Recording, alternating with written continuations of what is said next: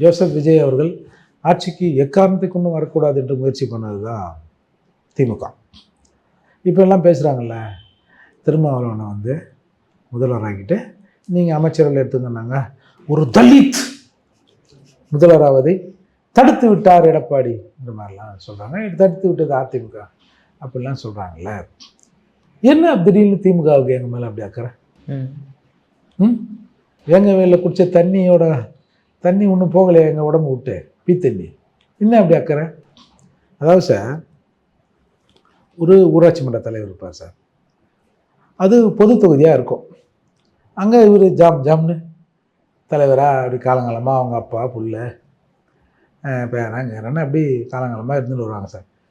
திடீர்னு ஒரு தடவை அது வந்து ரிசர்வ் ஊராட்சியாக மாறும் சார். ரிசர்வ் ஊராட்சியாக மாறின உடனே இவர் எஸ்சி இல்லைல்ல, எஸ்சி மட்டும் தான் நாங்கள் நிற்கணும். அப்போ ஆட்சி அதிகாரம் வேற இவங்கன்னா போயிட போகுதுன்னு இப்போ எஸ்சிக்கெல்லாம் அங்கே வெயிட் பண்ணியிருந்திருப்பான்ல, எஸ்சியில் ஆளுமை இருந்திருப்பாங்க. மாப்பிள்ள தனி தொகுதி ஆயிடுச்சுடா, நம்ம நின்றுடா, நம்ம காலிலேருந்து ஒரு ஆள் நின்று ஜெயிக்கணும்டா அப்படின்னுவான்ல. அதுக்கு இந்த தலைவர் என்ன பண்ணாரு, வேறு எவனும் வந்துடக்கூடாது, நம்ம வீட்டில் சாணி வாங்கிக்கிறான் பாரு, அவனை நிற்க வைப்போம். சசிகுமார் படம் அதே மாதிரி தானே சார்?